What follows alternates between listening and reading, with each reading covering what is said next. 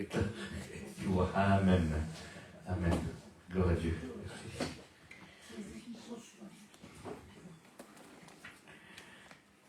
Waouh.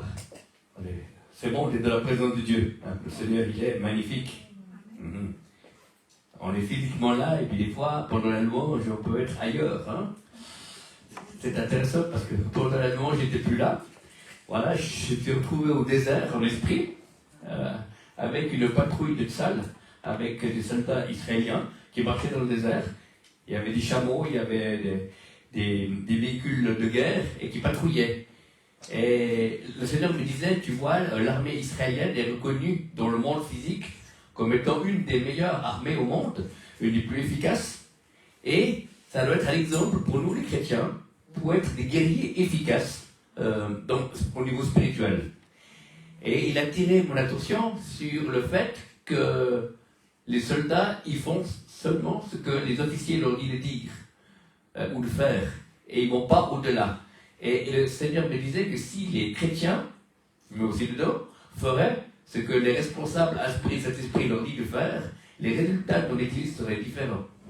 Et des fois, chacun fait un peu comme dans le livre des juges, chacun faisait ce qui lui était agréable. Voilà. Donc, c'est pour ça que j'ai été interpellé.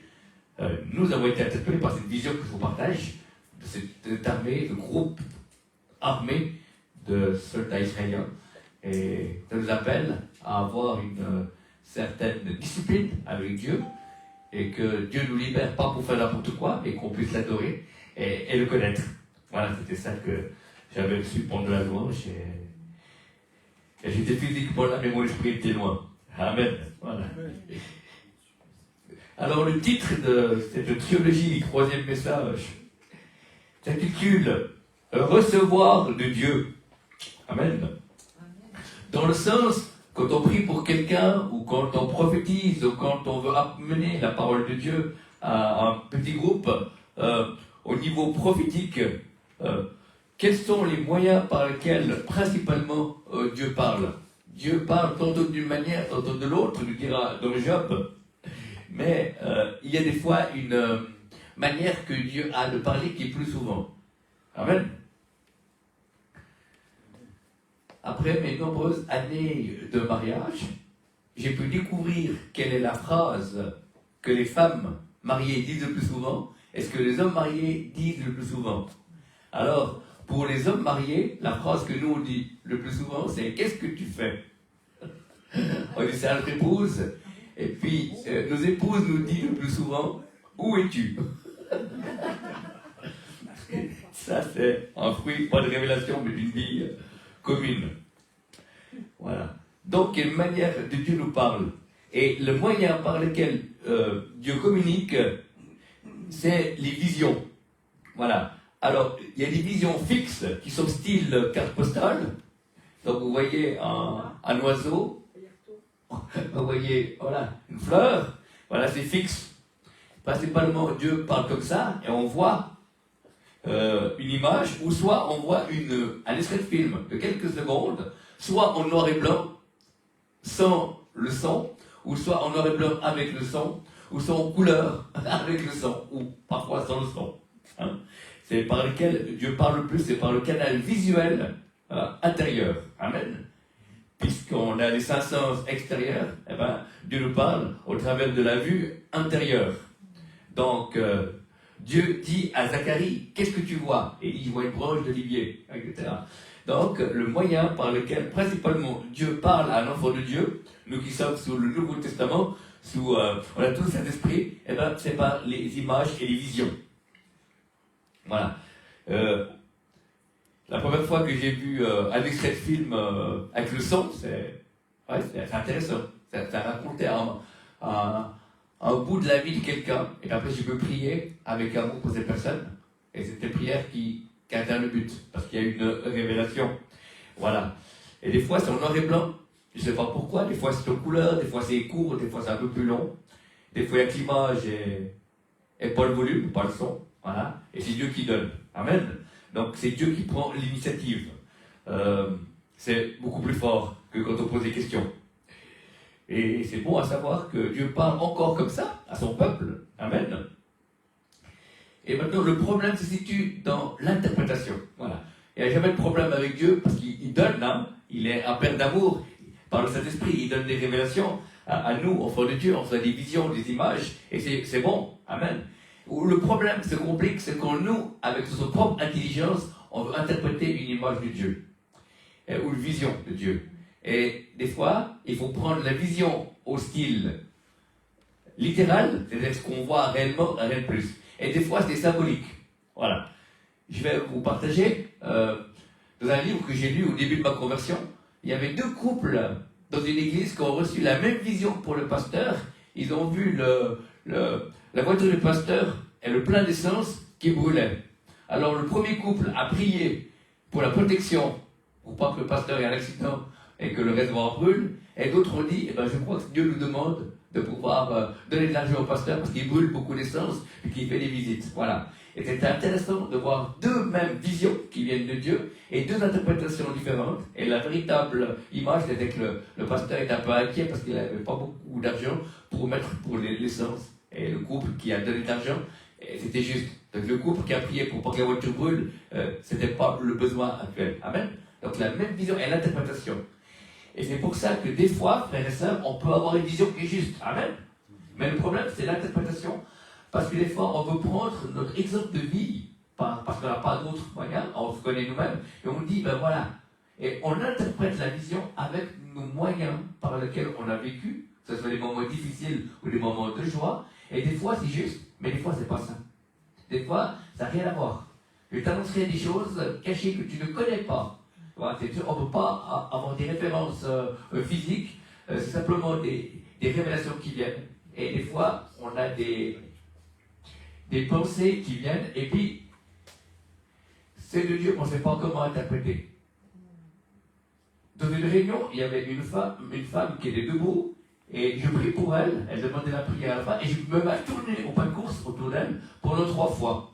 Après, je m'arrête en face d'elle et je lui dis, c'est 3 années que le Seigneur te libère où tu as été esclave de l'ennemi, où tu as fait la volonté de Dieu. Et maintenant, le Seigneur te dit, va faire ça, ça, ça dans ta vie.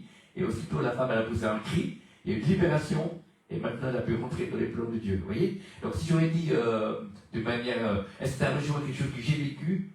Non. Voilà. Des fois pas. Et des fois, j'ai peur avec des gens qui voient une vision juste de Dieu et qui veulent l'interpréter avec leur vécu. Et c'est pas, des fois, ça peut être juste. Amen. Parce qu'on a un vécu qui est là, ça s'appelle l'expérience. Mais des fois, des vécus, ça ne sert à rien dans cette révélation. Parce que Dieu veut donner quelque chose de nouveau. Et on ne doit pas stopper Dieu dans la manière de, voilà, de l'interprétation des visions. Amen. Et c'est pour ça, avec le temps, des gens reçoivent des fois des visions sans interprétation. Alors, je dis toujours, soit ils ont parlé trop vite, parce que des fois Dieu donne des visions avec interprétation pour pas qu'on soit dans la confusion, qu'on puisse avancer. Et des fois, s'il n'y a pas la suite, simplement parce que la personne doit prier, principalement. Et après, quand il y a la suite, ça donne un horizon prophétique, ce que Dieu veut. Donc, le moyen par lequel, principalement, Dieu parle, c'est au niveau des images fixes ou mouvantes. Et des fois, il y a du son, des fois, il y a d'images, et des fois même, il y a des odeurs. Amen. Des amis à moi, qui dans le prophétique, quand ils ont certaines prophéties, ils sont des odeurs de chaude blé, d'épices, de lavande. Voilà. Parce que Dieu, au lieu de mettre du son, il met des odeurs. Et ça rappelle quelque chose à la personne qui prophétise. Et il peut dire, voilà, dès à tel endroit, il y avait cette odeur-là. Et puis l'autre personne qui a une mémoire sélective des odeurs, ça me parle. Et ça fait pleurer des personnes parce qu'ils ne se rendaient pas compte que tu étais là, à ce moment-là. Amen.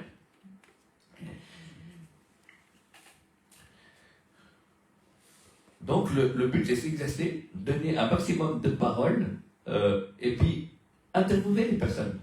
Pas dire Dieu d'Abraham, d'Isaac et de Jacob dit ainsi par l'Éternel, non, pas du tout. Simplement dire voilà, j'ai vu ça, je te partage ça, est-ce que ça te parle? Voilà. Et beaucoup de personnes disent oui ou disent non. Voilà. Et parce qu'on a le droit de se tromper, mais c'est plus en faisant qu'on se sensibilise à la voix de l'esprit Et on peut apporter un message qui est cohérent et qui peut encourager une personne. Amen. Des fois, on peut avoir une révélation d'un nom de personne ou un visage de personne dans la journée, c'est-à-dire qu'on doit prier pour la personne. Moi, je prie pour la personne en langue. Des fois, ça peut être quelqu'un que je connais de ma communauté ou quelqu'un que j'ai vu d'une convention, parce qu'il passe peut-être par un moment difficile et je prie quelques minutes en langue et après, il y a une paix qui vient. Voilà, je ne sais pas s'il a échappé à l'accident, je ne sais pas ce qui s'est passé, mais si Dieu m'a mis à cœur, c'est qu'il y a une raison. Amen. Il y a un serviteur de Dieu, dont je ne donnerai pas le nom, qui a un ministère prophétique. Et avant le Covid, plusieurs fois, il était réveillé pendant la nuit ou durant sa sieste, ou à différents moments, pour prier en Israël. Il voyait un attentat et il priait et l'attentat n'avait pas lieu. Et c'est beau aussi de voir comment Dieu utilise la prière de ses enfants. Amen.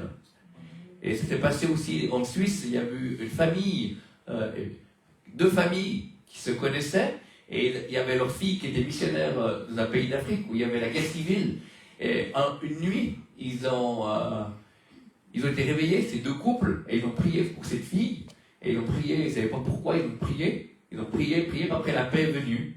Et le lendemain, la fille, elle a envoyé un email en disant: je crois que vous avez prié cette nuit parce qu'il y a eu des rebelles qui ont attaqué.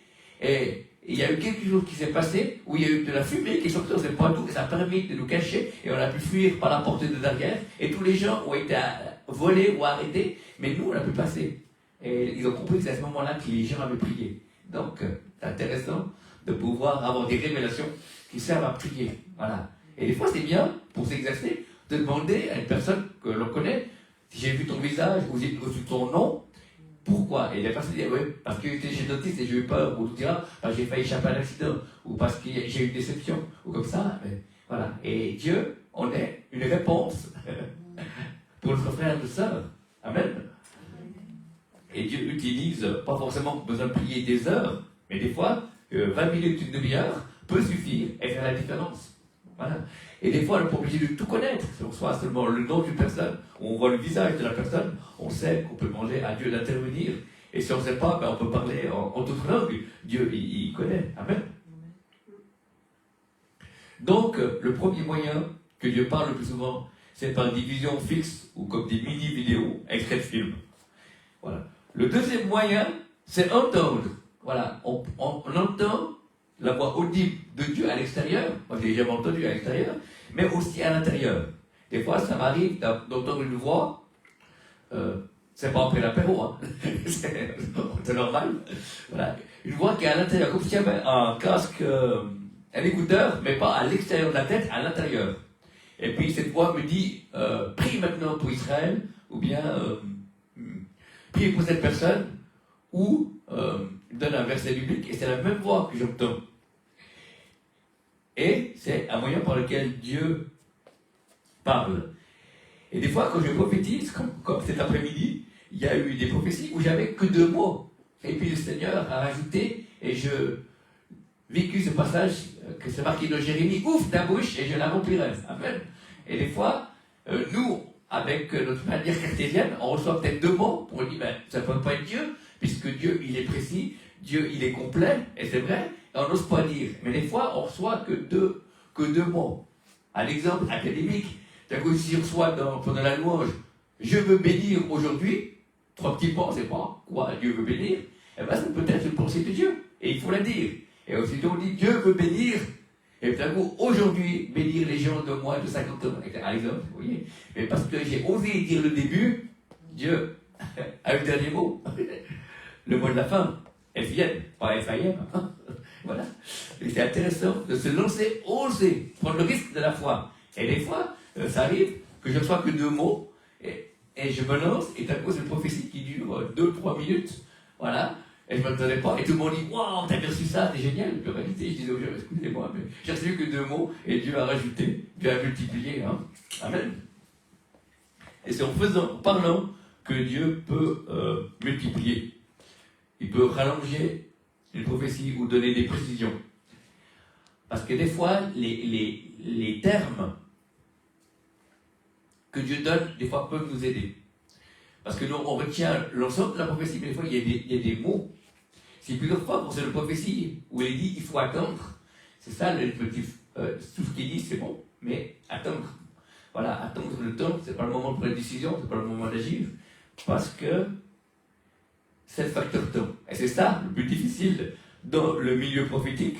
Quand on reçoit une prophétie de Dieu, soit on l'a dit, ou soit on la reçoit de quelqu'un d'autre, c'est le facteur temps. Parce que je peux très bien dire à quelqu'un de cette salle, et c'est la vérité de Dieu, que dans 10 ans, il sera un responsable à la mairie de sa commune. Amen. Qui peut être possible. Amen. Mais il doit avoir des confirmations durant ces 10 ans que les choses vont se passer. Parce que l'erreur qu'on a faite, c'est que les gens ont attendu pendant des années et il n'y avait qu'une seule parole et c'était pas ça. Et les gens après ils sont déçus. Et on m'a dit, mais Dieu dit est pas vrai, ou bien pourquoi c'était faux. Et c'est pour ça qu'on a besoin de confirmation. Prenez Abraham, le père de la foi, d'abord il a vu par les étoiles, compte le nombre d'étoiles, pas d'or, voilà. Et après les grains de sable. Amen. Plusieurs fois. Parce que pourquoi? On est des hommes et des femmes qui croyons en Dieu, mais dans les pressions spirituelles sur cette terre et notre vie nature, on a besoin d'entendre les promesses de Dieu. Amen. Et souvent, il y a des gens qui sont découragés dans des réunions et quand ils reçoivent des paroles prophétiques, ils sont comme reboostés, ils sont comme revigorés, revisités et ils croient de nouveau aux promesses. Parce que quand on doute et on croit moins, et bien toutes les promesses de Dieu qui ont été prophétisées, ils sont loin de nous. Comme si on tournait le dos. Et quand on reçoit cette parole prophétique, on sait comme ça, on se repositionnait dans la direction des promesses de Dieu. Même si on ne les vit pas aujourd'hui, il y a une direction qui nous permet d'avancer. Amen.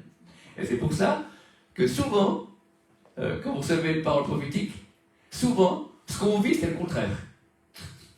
Amen. Exactement. C'est pour ça qu'il y a besoin de la parole prophétique pour passer au travers. Voilà. Regardez l'exemple de Joseph. Il voyait les gerbes de ses parents, de ses frères se prosterner devant lui. Et voilà. Et après, il y a eu la citerne. Hein. Voilà.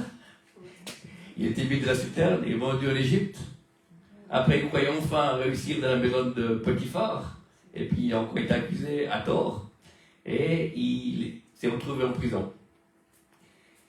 Mais c'est intéressant, en étudiant la vie de Joseph, ce qui nous encourage, il y a deux choses que Joseph a faites, et il vous les partage, fruit de révélation et de réflexion, c'est que c'est marqué, Dieu était avec lui, la première chose. Plusieurs fois, le texte dit clairement, Dieu était avec lui. Donc si on voit la situation qui est négative pour Joseph, dans nos vies, on sait que Dieu est avec nous. Amen. Et deuxièmement, Joseph n'a jamais cessé de servir. Il a servi Potiphar, il a servi les prisonniers, puisqu'il était chef des prisonniers, et quand il y a eu les chansons et le panetier, il a pu prophétiser sur eux. Voilà. Et d'ailleurs, c'est ça qui a permis au panetier, à les chansons, pardon, de dire qu'il y a quelqu'un à Joseph, un homme qui est capable d'expliquer les songes. Amen. Il a toujours exercé son don au service des autres. Et moi, au niveau prophétique, j'ai toujours exercé au service des autres et j'ai persévéré. Voilà, percez et vous verrez. Disait quelqu'un. Voilà. Et il ne faut pas s'arrêter. Même si on n'est pas compris, j'ai continué à avancer et j'ai servi et le don s'est élargi. Bien qu'à un moment donné, dans ma vie chrétienne, où je ne voulais plus prophétiser tellement qu'il y avait de l'opposition. Et j'ai dit au Seigneur, cette fois j'arrête là, c'est trop, il y a trop d'opposition, je pose des plaques, je crois que je vais m'arrêter. Et puis quand j'ai dit ça à Dieu, de manière sérieuse, il m'a dit, maintenant t'es bon pour le service. Amen. Voilà. C'est la preuve parce que c'est lui qui voulait me... Avant je me tenais avec la force du poignet, et par la foi, mais maintenant après c'est lui qui me portait. Et voilà, ça a changé totalement. Et c'est comme ça que j'ai pu rentrer dans le ministère et que je suis habitant pour Dieu, et habitant dans le monde séculier. Et voilà, et des fois quand on veut lâcher, parce qu'on n'a plus la force, c'est là que Dieu prend le relais. Amen. Et des fois on se dit, on a mieux fait de lâcher plutôt, au lieu de se fatiguer. Voilà, exactement. C'est tellement plus simple que c'est lui qui fait, il le fait tellement mieux que nous. Voilà. Mais Dieu cherche la fidélité. Amen. C'est pas la profondeur des révélations, c'est pas la quantité, c'est la fidélité. Amen. Le Seigneur m'a conduit dans les séminaires de Michel Chevalier, quand il m'a invité à ses débuts. Il m'a dit, Martin, tu viens, je sais que tu as reçu quelque chose pour les prophéties personnelles, tu vas venir. je sens ça, que tu peux servir avec nous dans ce domaine-là. Et moi, j'ai dit au Seigneur, mais tu peux prendre des Suisses qui sont meilleurs que moi au niveau spirituel, et puis qui prophétisent mieux que moi. Et Dieu m'a dit, non, j'ai choisi toi parce que tu es disponible en ces temps-là. Amen. Voilà. Donc, il n'a pas pris le meilleur, qui a cassé mon orgueil, mais il a pris celui qui était disponible. Il dit, Seigneur, me voici. Et c'est comme ça que j'ai pu être en contact avec Michel Chevalier à Montélimar à l'époque, et pouvoir servir avec lui. Donc, je n'ai pas arrêté de donner. Amen. Et c'est ça qui m'a maintenu ma foi vivante quand on continue à donner. Que ce soit la prophétie, que ce soit la louange, l'enseignement. Si vous continuez à le faire, le don s'exerce. Amen. Il faut persévérer et le Seigneur, il donne. Il y a un homme de Dieu qui est auprès du Seigneur, c'est John Wimber. Il a prié pour environ 200 personnes, 300 personnes, avant qu'il ait une guérison. Non, 1000, je crois. En plus, ouais, je crois, 300. Ouais. Et puis après, Dieu a donné une guérison, mais il a persévéré, et après, Dieu l'a donné un don de guérison. Il y a un Africain, je ne sais plus le nom, où il essayait 80 personnes ressusciter, ça n'a pas marché. Il allait dans les cimetières, il allait dans les hôpitaux, partout où il y avait des morts, il allait, et puis ça ne marchait pas. Et puis jusqu'au jour, une fois, quelqu'un l'a amené à l'église, quelqu'un a amené un mort, il l'a porté pendant 2 jours. Voilà. Il l'a amené à l'église, il a dit, tu peux prier pour lui. Puis il a dit, mais j'ai essayé pour 80 personnes, ça n'a pas marché. Il a dit, au point j'en suis, je peux prier pour la 81e. Et puis c'est ce jour-là qu'il a plusieurs résurrections de morts. Voilà. Amen. Donc, vous pouvez dire avec lui, il n'y avait pas de temps mort. Hein. Mais c'est, voilà, donc il a osé faire là où les autres sont arrêtés. Et parce que Dieu voit notre cœur et notre motivation. Et c'est ça qui fait la force. Si je n'ai pas l'amour, il a l'apôtre Paul, ça ne sert à rien. Mais si tu as l'amour, mais les petites révélations, ça sert à quelque chose, ça t'encourage. Et à mes débuts de ministère, beaucoup de personnes dans le peuple de Dieu m'ont dit, Martin, on est bien des orateurs des grandes révélations, mais on a besoin des petites aussi, pour pouvoir entre les dons de Dieu qui peuvent pour nous. Amen. On a besoin de petites. Moi, si vous prophétisez que vous allez être dans le meilleur restaurant en France l'année prochaine, ça peut être juste, mais vous devez quand même manger le reste de l'année. Voilà. Et bien, un peu spirituellement, c'est la même chose. Amen. On aime bien être dans les grands restaurants, on aime bien avoir les grandes révélations qu'on nous donne, mais en tout temps, on a besoin des plus petites pour vivre. Amen. Pour vivre notre quotidien, pour pouvoir avancer avec Dieu.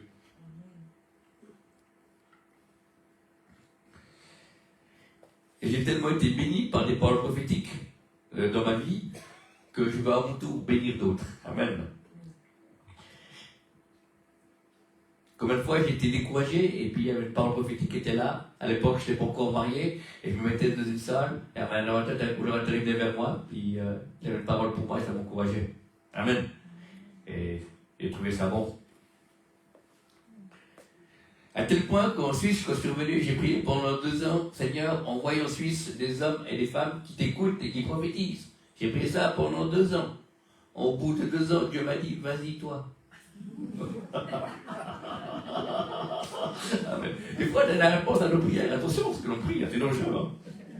Comme disait un pasteur suisse, le pire, c'est que Dieu t'entende et qu'il réponde. Amen. Amen. Et des fois, un prophète m'a dit, Martin, certains chrétiens, pas tous, ils sont en difficulté dans leur vie parce qu'ils ont demandé des choses à Dieu et Dieu les exauce. Si vous demandez à Dieu, donne-moi plus de foi, et tout d'un coup, il n'y a plus rien qui marche dans votre vie, c'est que Dieu est en train d'exaucer votre prière. Amen. Vous voyez? Donc c'est intéressant de voir. Attention, c'est que les gens chantent de la louange, les mots, et attention des prières, parce que des fois, on est comme. Moi, je voulais prier pour qu'il y ait des gens qui viennent, et Dieu m'a dit, vas-y toi. J'ai dit, mais non, Seigneur, je prie pour d'autres. Ah, il a dit, vas-y toi. Alors voilà. S'il y avait su, ouais, enfin, mais non, je ne regrette pas maintenant.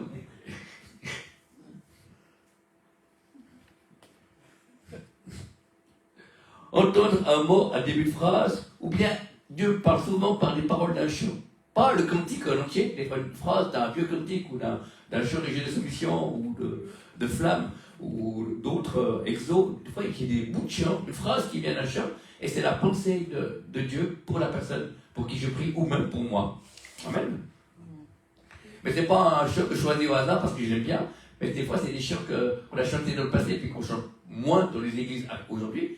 Eh ben, ça me revient en mémoire, et c'est des fois un début de prophétie, comme vous l'avez dit des fois, d'un petit bout. Et des fois, je commence par dire une demi-phrase d'un chant, après, Dieu rajoute avec les mots à lui, pour encourager, pour restaurer, pour donner la vie à un aspect de la vie d'une personne. Amen. Donc c'est intéressant. Et souvent ma femme, elle se lève le matin, en disant j'ai reçu un chant de louange. Et pas de se lève avec un chant. Et puis ta tête. Et des fois ça m'arrive aussi, d'avoir aussi un chant qui est, voilà, un chant de reconnaissance, mais des fois, ça peut être aussi une parole prophétique pour notre journée. Amen. C'est pour ça, Dieu parle tantôt d'une manière, tantôt d'une autre. Voilà. Et je vais aussi vous dire, le plus difficile pour nous, les hommes, comme pour les femmes, c'est d'entendre Dieu parler au travers de notre femme ou de notre mari. Eh oui, c'est vrai. Des fois, c'est plus facile que c'est quelqu'un qui n'est pas partie de la famille qui nous dit quelque chose. Mais des fois, Dieu se sert de notre mari ou de notre femme pour nous parler. Voilà. Et ça pour l'humilité. Amen. C'est bon. Je peux juste dire quelque chose? Tu dis. Des fois, j'ai seulement la musique et je dis au Saint-Esprit, attends voir, c'est quoi ce chant? Je suis très curieuse. Je persévère jusqu'à trouver les paroles. Je dis, ah, tu voulais me dire ça.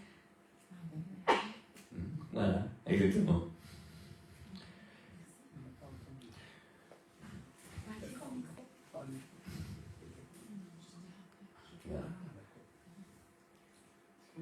Dire ce qu'on a reçu sans rien ajouter. Et au début, c'est difficile parce on croit que les autres n'ont pas compris, et des fois on explique.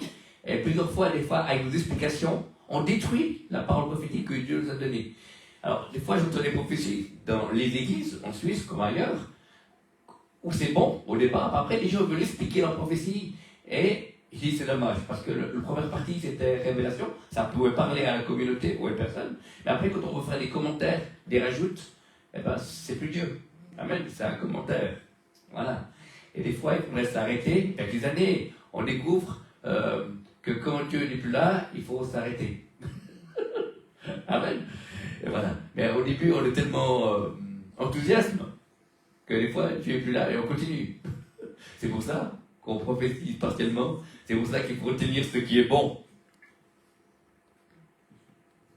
Et c'est en pratiquant dans les petits groupes ou dans l'église locale ou on est là avec d'autres personnes que ce don s'aiguise. Amen.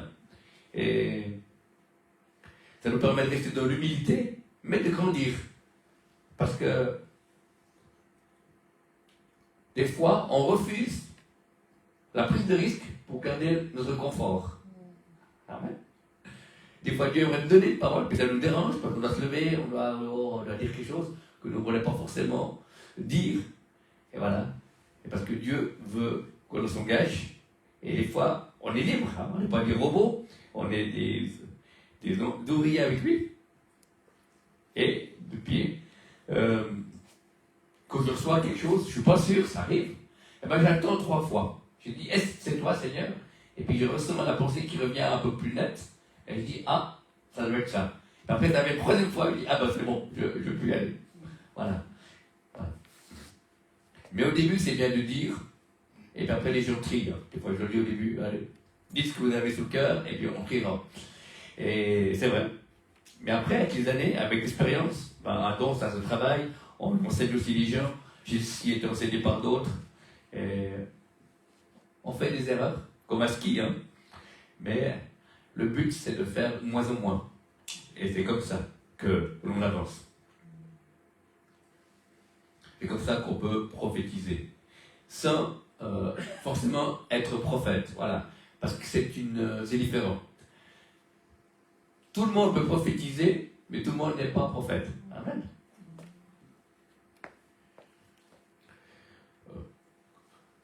Quand c'est plus un don prophétique, mais ça devient un ministère de prophète, il doit avoir la prédication de la parole. Amen. Qui va venir. Un prophète prêche toujours ou est un enseignant de la parole. Amen. Moi, je ne suis pas un enseignant de la parole, mais je prêche. Je proclame des vérités. Alléluia. Un ministère de prophète est quelqu'un qui a un cœur d'intercession. Si tu es, soi-disant que tu as un ministère de prophète et que tu n'aimes pas prier, tu passes que 10 minutes par jour, eh ben, à mon avis, tu n'as pas un ministère de prophète. Il y a un désir qui vient comme un aimant qui t'attire dans le lieu secret, que beaucoup de personnes ne comprennent pas forcément. Ce n'est pas le nombre de paroles que je peux dire, mais c'est le contact. Il y a un contact avec le roi des rois, avec l'Éternel. Un homme, une femme prophétique, quand il rentre dans la présence de Dieu, il y a la nature de Dieu colle à sa nature. Il y a comme un collage de deux matières, divines et humaines, qui se mettent ensemble. Il y a, voilà. Et même si l'homme ou la femme prophétique, intercesseur, n'a pas de parole, il y a un contact. Et c'est ce contact que l'on veut, que l'on cherche. Amen. Et bien après, si Dieu donne des paroles prophétiques, des révélations pour les nations, pour les villes, pour les églises, alléluia. Mais en premier, c'est ce contact. Parce qu'il transmet aussi sa nature. Il y a en même temps une transformation. C'est pas seulement aller vers Dieu, parle-moi pour telle soeur ou tel frère, non, on va vers Dieu. Parce qu'on l'aime. Amen. Qui parle pas, on l'aime. Et c'est ça, un ministère de prophète, c'est un ami. Amen.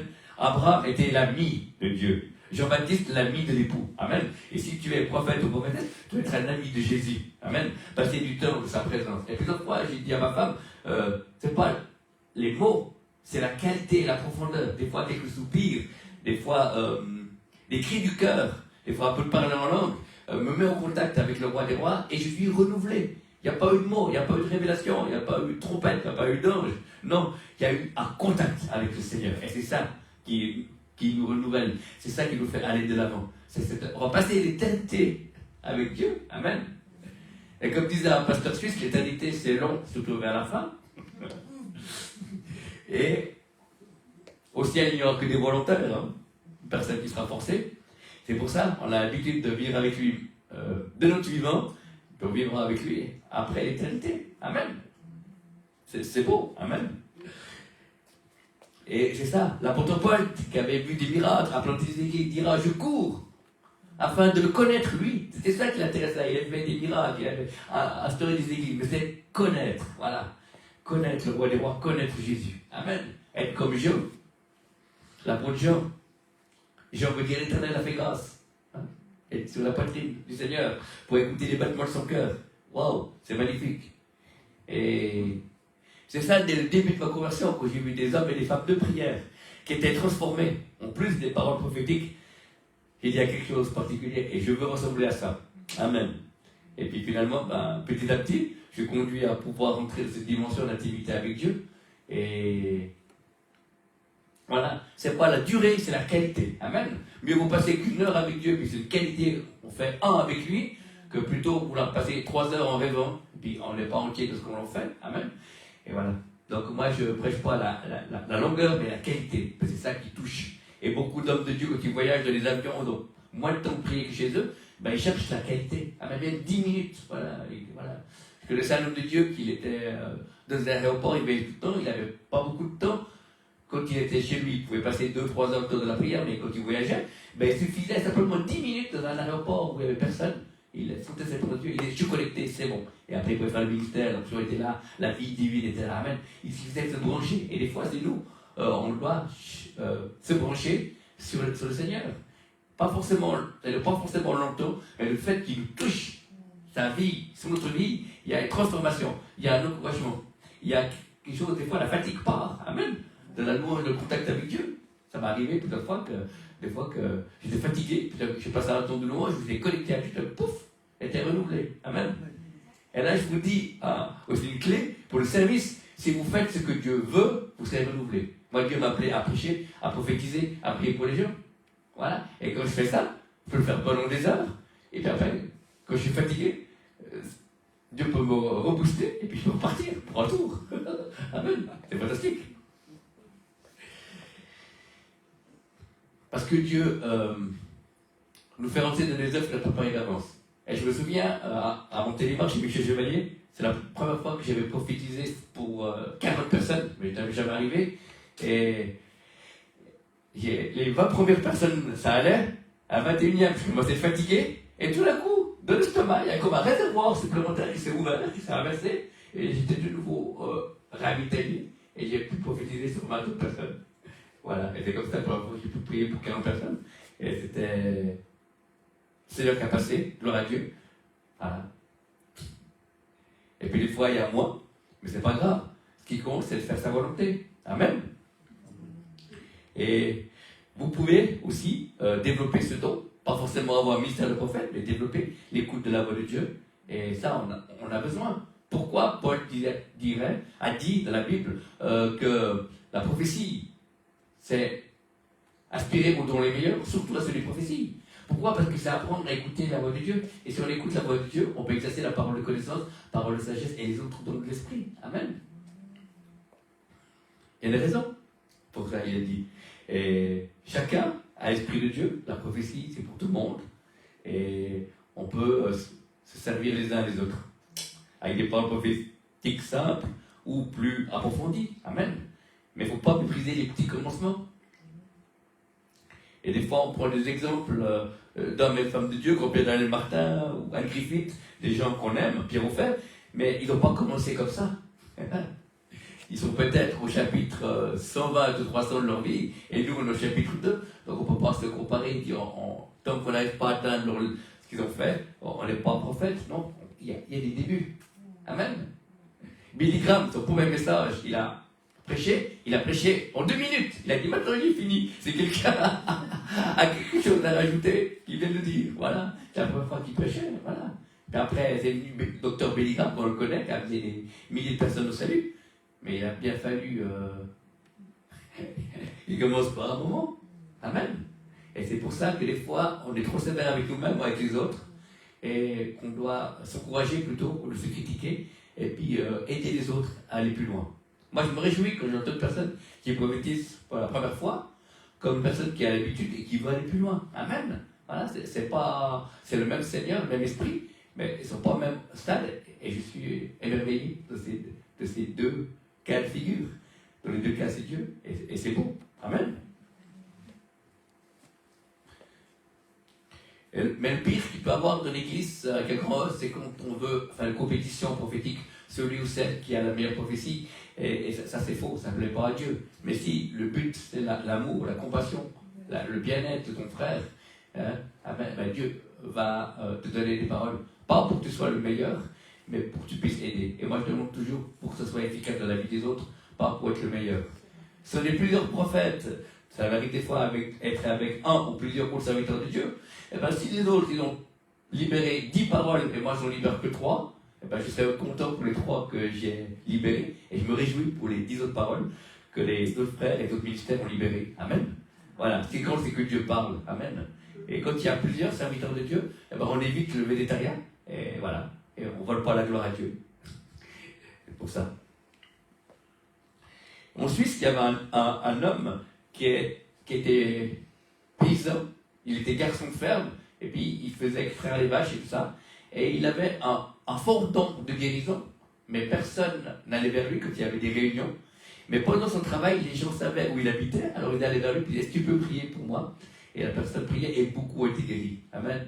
Parce que cet homme avait un don de guérison, mais il n'était pas connu. Voilà.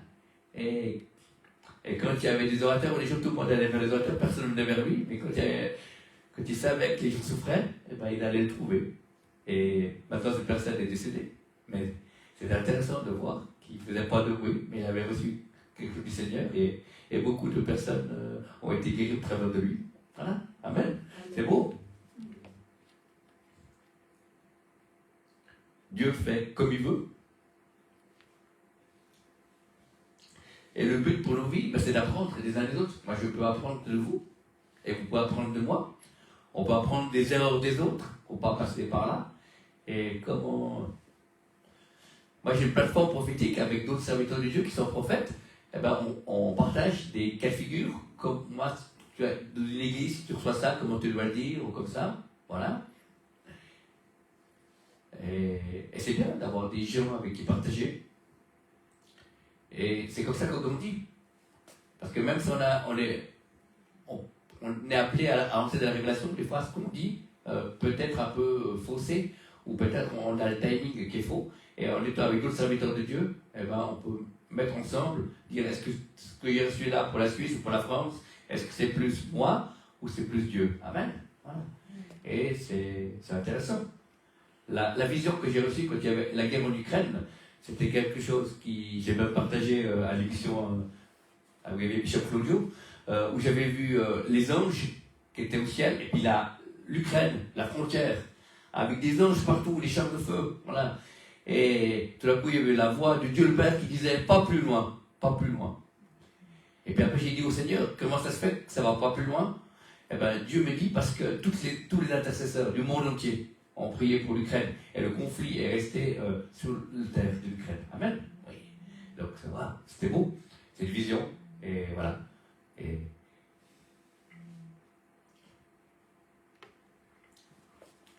donc, je n'ai pas tout le temps des grandes visions comme ça, mais quand ça arrive, ben, je n'ai pas peur de les dire. Et j'ai reçu 2 paroles depuis qu'il y a eu le conflit Israël et la Palestine, et surtout le Hamas. Voilà. Donc, la vision, une des 2 que je vous partage maintenant, c'est que j'ai vu un métro qui était souterrain, et puis il y avait le métro qui est tombé en panne. Et puis les gens essayaient de sortir du métro et passer par les sorties de secours. Et ils ne pouvaient pas sortir. Et après, il y a eu comme un zoom. Sur les écritures, c'était marqué judaïsme. Et les juifs essayaient de prier ou invoquer. Voilà.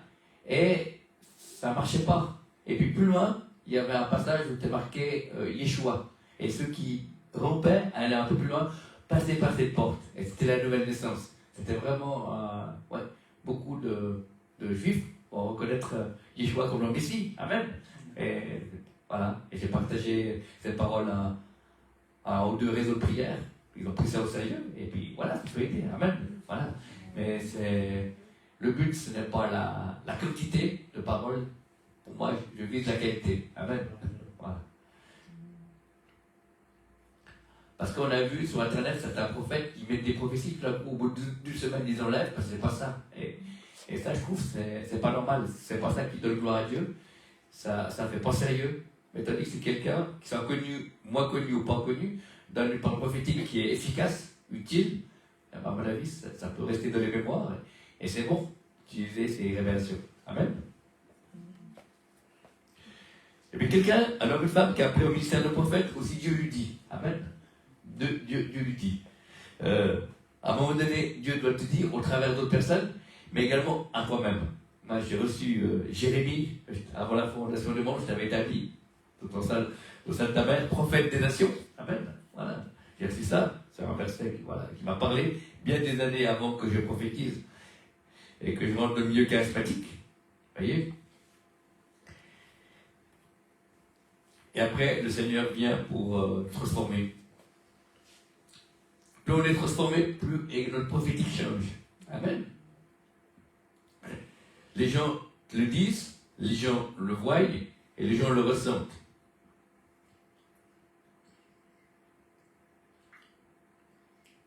Et c'est encourageant. Mais il y a un prix à payer. Amen. C'est intéressant que dans le monde sportif, comme dans le monde professionnel, on passe du temps à se former, à suer, à faire des privations pour obtenir un diplôme, pour obtenir quelque chose qui est bon, mais ça demande des efforts. Mais quand il faut se former dans l'église, des fois on n'a pas la force. Et il dit c'est pas juste. On devrait aussi pouvoir se former dans le monde comme dans l'église. Amen. Puisqu'on a besoin, mon peuple périt par manque de connaissances, on dira la Bible. Amen. On a besoin de pouvoir avoir des enseignements précis sur différents thèmes. Et c'est pour ça que le pasteur Paul m'a dit on aimerait que tu puisses parler un peu sur les fondements du prophétique. Et ben, j'ai dit oui tout de suite, parce que ça me plaît de partager un sujet que j'aime. Mais essayez d'avoir un horizon prophétique, différents exemples, pour que vous puissiez aller plus loin dans la méditation, que ça vous aide dans le prophétique à vous. Voilà. Le but, c'est pas que je fasse tout, mais que vous puissiez aussi, à votre rythme, commencer à prophétiser, à prendre confiance, et puis que d'autres puissent être bénis, comme j'ai commencé petit, et d'autres ont été bénis. Voilà. Et Dieu, Jésus, comme il est juif, et les juifs sont forts en affaires, c'est pour ça qu'il investit en nous, parce qu'il a confiance. Et il attend un retour. Amen. Un retour de ces dons qui, même nous, on sera jugé pour les dons qu'on a utilisés ou pas utilisés. Amen. Des fois, on ne les pose pas toujours. Mais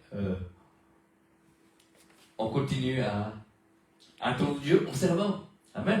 Les chrétiens les plus heureux, c'est ceux qui servent. Qui servent avec les choses. Pas ceux qui servent à rien. Ils servent en servant les autres. Amen. Parce que quand on sert les autres, on gagne une foi vivante, on est obligé de dépendre de Dieu, pas des théories. Et on peut prendre des coups, on se relève, on va de l'avant. On fait des erreurs, mais on continue, on garde une foi vivante. Amen.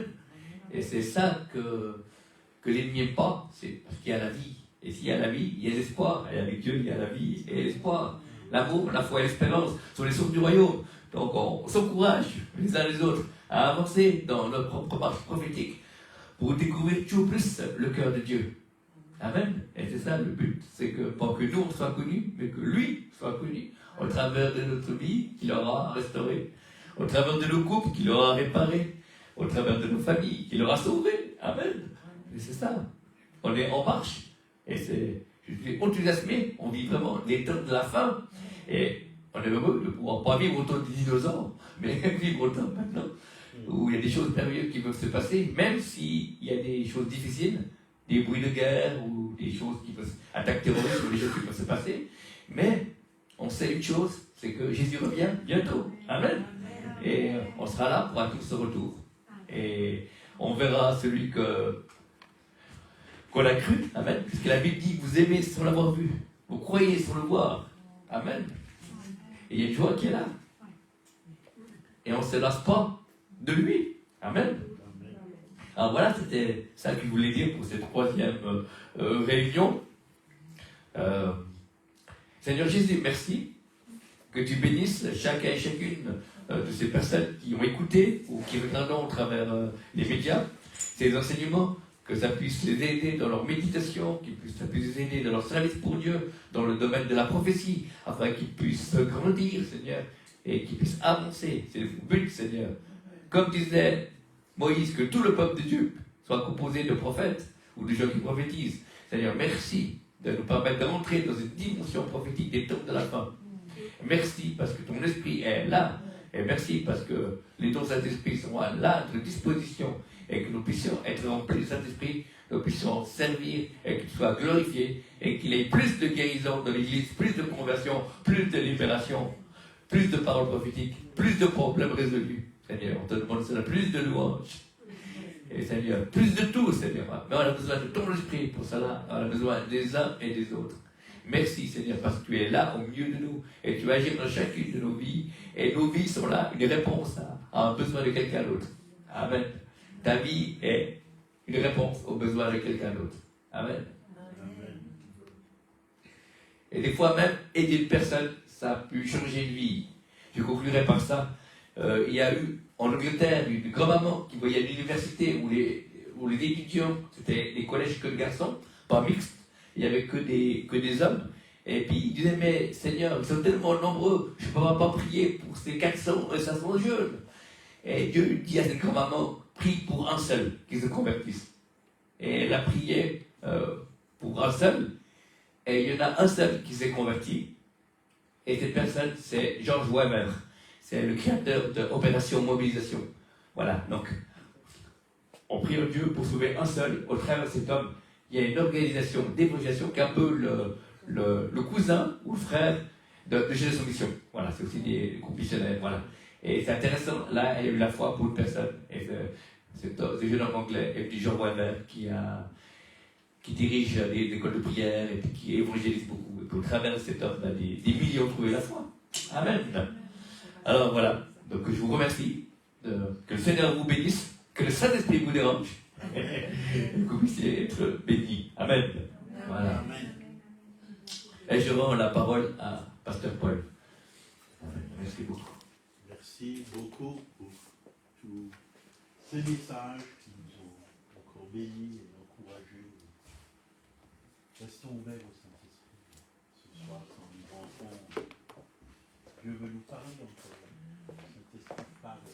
Bien sûr, il ne parle pas tout le temps, on l'a entendu, mais bien souvent il nous parle. Peut-être par un verset, une petite parole comme ça d'amis, ou un mot, écoutons et pratiquons la parole de Dieu.